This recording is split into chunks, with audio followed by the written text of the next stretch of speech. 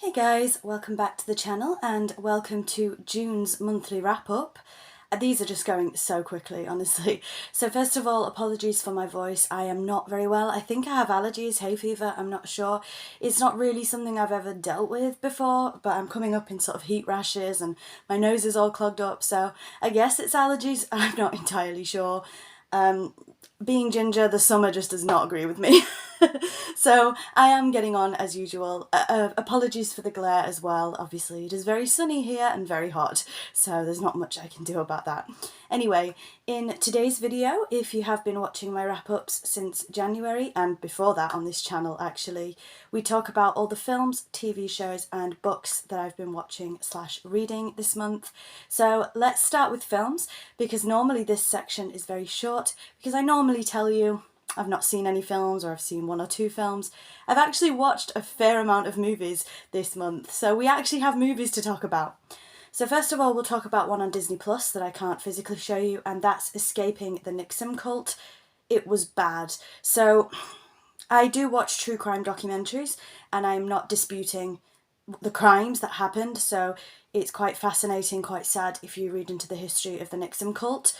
It's a very, very important topic. However, this documentary was terrible. The acting was terrible. The story, obviously it's a true story of a woman's plight to save her daughter from this cult.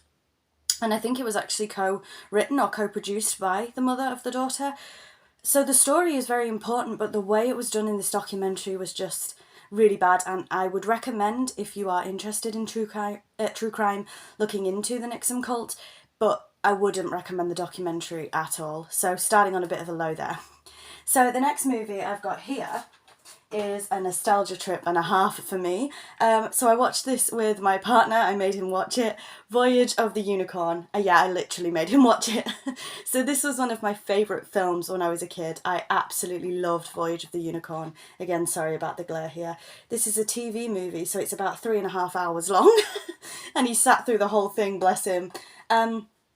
But yeah, just a huge nostalgia thing for me. And I really wanted, as you'll see with some of the movies that we talk about later on, it was such a nostalgic month for me and I just really wanted to delve into that. So this film is about a father and his 2 daughters, and he's a history professor, like a mythology professor, which I absolutely love. There's this mythical world that their mother, who's passed away, used to draw about.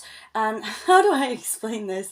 So they end up going on this magical ship and entering another world, and they meet lots of different mythological characters along the way. So yeah, absolute nostalgia for me. Is it a great film? Absolutely not. But I love mythology. This kind of got me into mythology and history as a kid.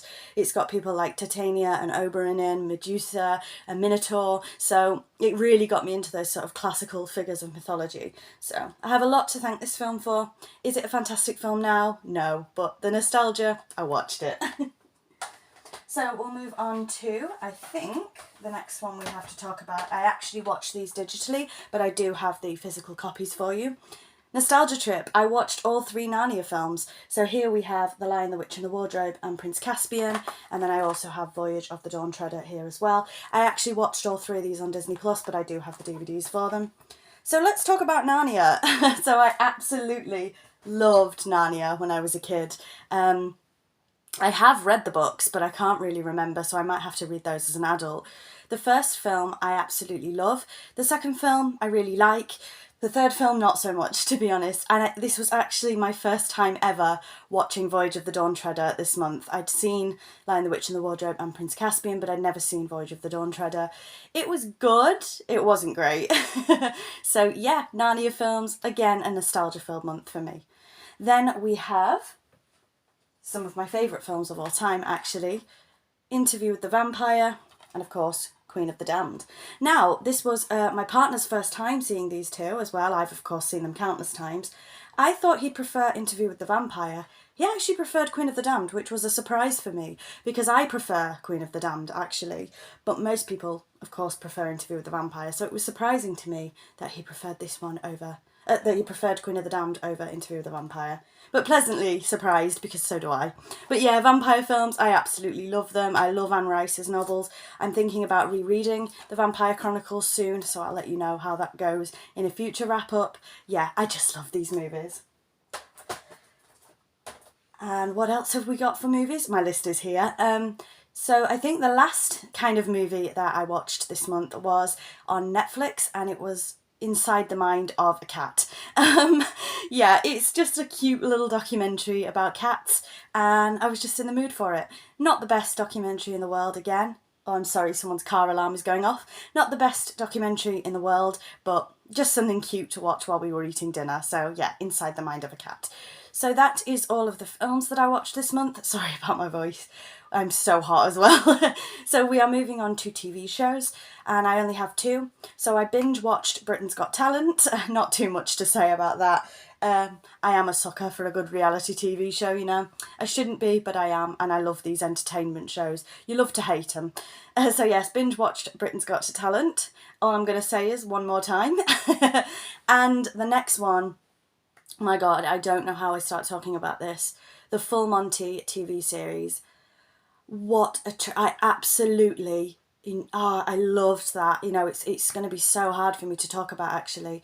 So the Full Monty film is about, I'm sure you know, a group of down and out men in Sheffield who are trying to, you know, get somewhere in life and get some money for various things, and they end up stripping. Okay, so a lot of people dismiss the Full Monty as, oh, it's a film about male strippers.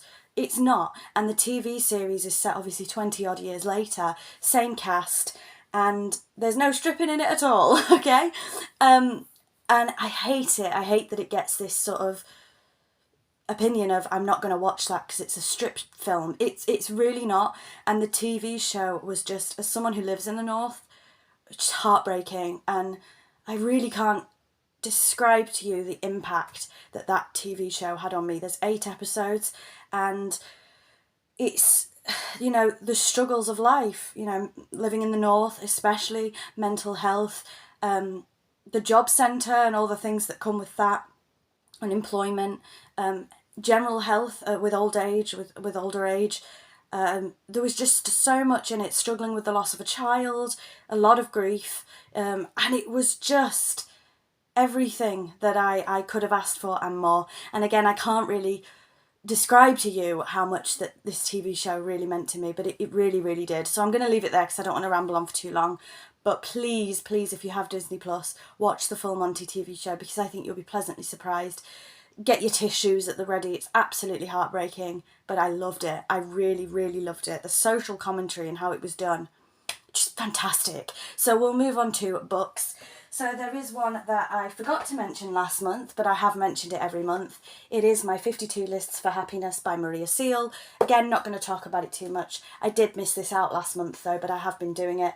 It's basically 52 lists that you write out. And yeah, I can't show you mine because they're quite personal, but I've been doing this every Sunday, and it just helps with the mental health, you know. And the last book, because I haven't actually read that much this month, is one you'd have seen last month, and it is Still Femina by Janina Ramirez. So I'm not going to talk about this too much because I spoke about it in the last month's wrap-up, maybe the last 2 months' wrap-ups. I am still nowhere near. I've only read that much, and I've got that much left to go. It's not been a very reading month for me, I'm afraid, so this is the only book that I have to show you. But that's it for this month's wrap-up, so I hope you enjoyed it. Next month's wrap-up, July's, is probably going to be quite short because it is my wedding month, so I don't know how much media I'm going to be able to consume in July. But thank you very much for watching. Please don't forget to like, comment and subscribe if you like this kind of thing, and let me know what you've been enjoying this month.